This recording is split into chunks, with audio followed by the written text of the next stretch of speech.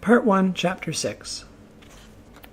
Before I began the day's assassination of soup vegetables, Rena handed me a paper bag and asked me to take it to Andrea, the pharmacist.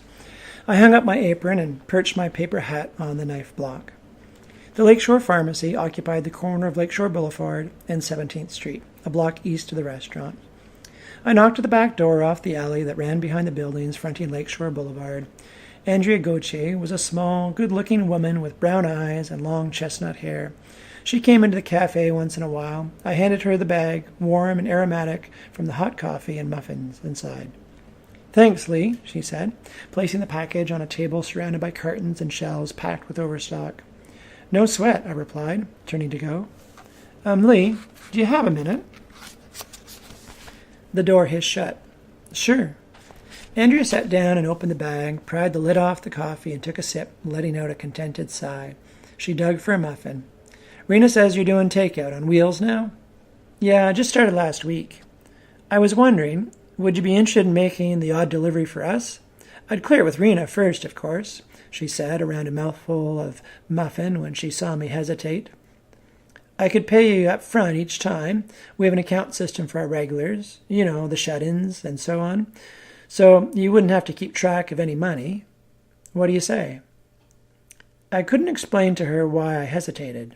Could hardly put it into words for myself. I wasn't used to people relying on me. The other day, Abe Krantz had invited me into his home, given me a tip, trusted me to leave, and locked the door behind me. It's okay to be depended on, but it's also another chance to screw up. Andrea had small, even teeth and full lips, and when she smiled, the corners of her eyes turned up a fraction. "Sure," I said, "any time." I didn't tell her that I would have couriered for her for free. "Well, how about this afternoon? I have a prescription for a guy over on 13th Street. He, doesn't get out much." "One of the shut-ins?" "More of a stay-in. He's a little, unusual. Say about 2, she added, without elaborating. "See you then," I said. Bruce Cutter lived in a brick 2-story, north of Morrison Street. I pushed the tank up the buckled sidewalk and dragged it onto the veranda. A waist-high metal box with "Mail" painted in white on a blue background sat beside the door, a big padlock on the hasp. As I reached into the pannier for the pharmacy bag, I noticed that the drapes on the bow windows were closed. Little metal discs suspended on irregular lengths of black thread seemed to float behind the glass. I looked closer. The discs had been cut from the bottoms of cans. Wondering what kind of eccentric lived in such a gloomy house, I thumbed the doorbell and waited, hefting the bag. This guy was either a hypochondriac or really sick, judging from the 4 fat pill containers inside. I pushed the button again. Andrea had said that Cutter hardly ever left the place. I tried knocking. A hollow metallic voice commanded me to step back from the door. I took a pace backwards. A video camera, painted the same color as the door trim, pointed its single eye at me. Beside it was a speaker grill. "What do you want?" the voice demanded. I held up the pharmacy bag. "Lakeshore Pharmacy?" I said. There was a long pause. "How do I know for sure?" "Because I'm standing on your veranda with a bag full of pills that Andrea asked me to drop off. If you want, I'll just leave it here by the door." "Enter." I heard a lock release. I stepped into a dark vestibule, and the door closed behind me with a thunk. A little panel in the door before me slid aside for a moment, then slipped back in place. I heard a variety of metallic clunks and clicks, more locks being disengaged, I guess. Then the door opened slowly to reveal a tall, stooped man in an open bathrobe, wrinkled pajamas, and ratty slippers. Cutter looked to be in his 30s. He was pale, unshaven, and gave off a sour odor. Colored racing cars dashed around the legs of his pajamas.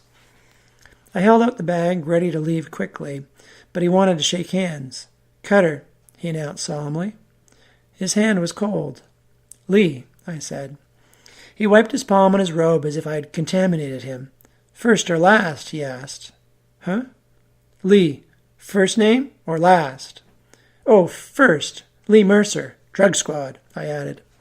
Cutter smiled. He had green eyes that burned with a strange fire and freckles. The corner of his right eye twitched repeatedly. Well, come on in. Without taking his eyes off me, he backed into a large, dimly lit room. Shelves jammed tight with books covered the walls. Uneven stacks of files, magazines, and books hid the tops of trestle tables. 3 computers glowed from a long desk, flanked by printers, a scanner, other electronics, a stack of software manuals, and a chaos of CDs and DVDs. At one end of the desk, a cluster of small TV monitors, perched on top of a bank of VCRs, showed black and white images of locations outside the house. I recognized the tank leaning against the veranda railing, a row of filing cabinets lined a short hallway leading to a kitchen at the back. There was something about the house, besides the stale air and musty odor, that made me feel kind of trapped. Then I realized what it was. There was no natural light. I'll take that, Cutter said, and I handed him the bag. He carried it through to the kitchen, tore it open, rummaged around for a moment, and came back with it. Tell Andrea I put the empties inside, he said. There were 4 pill containers in the bag, along with lids. I don't get it, I said. She's always after me to remember my meds, he said, his eyes half winking rapidly. If I don't, I slide into Never Never Land. I start coloring outside the lines. Mixed metaphor. So I return the empties to prove I've been a good boy. You could have dumped the pills down the toilet, too, I thought. I have to get back to work now, Cutter said, pointing over his shoulder to the desk with his thumb. I turned to go, nearly tripping on a stack of books that wobbled and collapsed, spewing across the rug. Sorry, I muttered. My fault. I pile my library books by the door so I don't forget to take them back. A little trick to help my memory. The dope burns holes in it. He got to his knees and rebuilt the tower.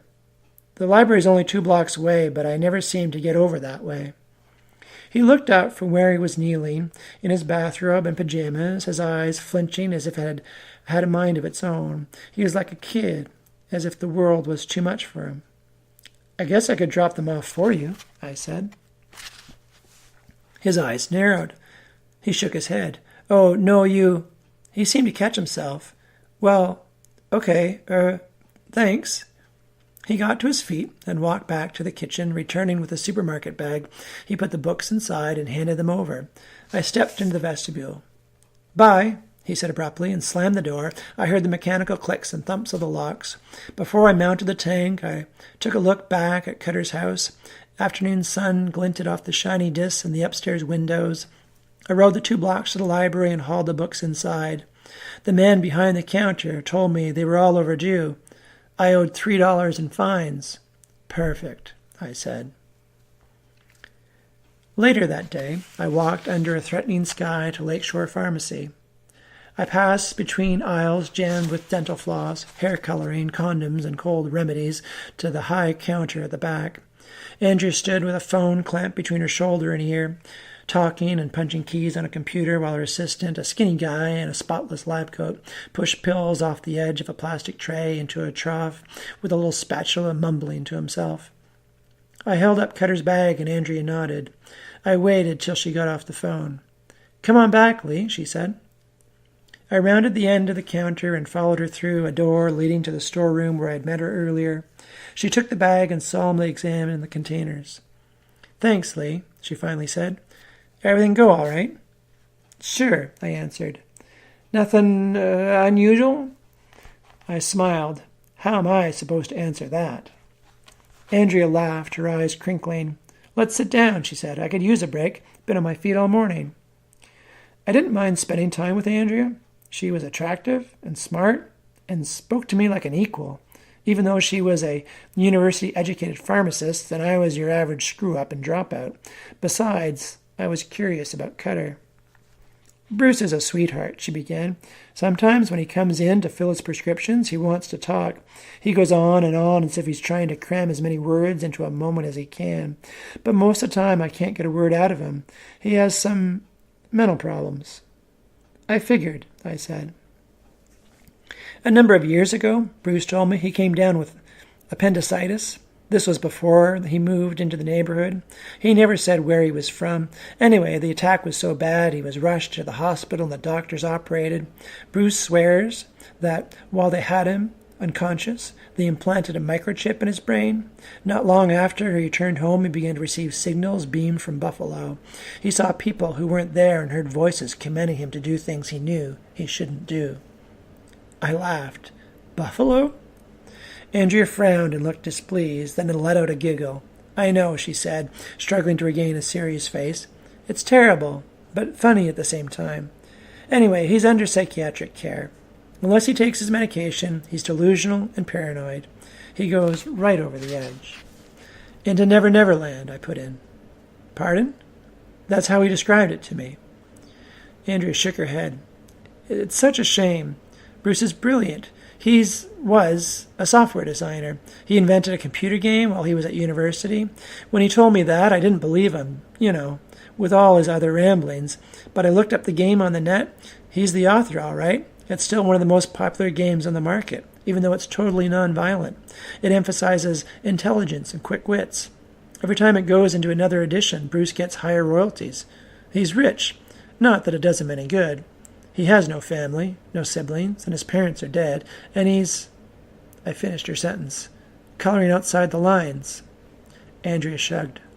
All over the page, she said.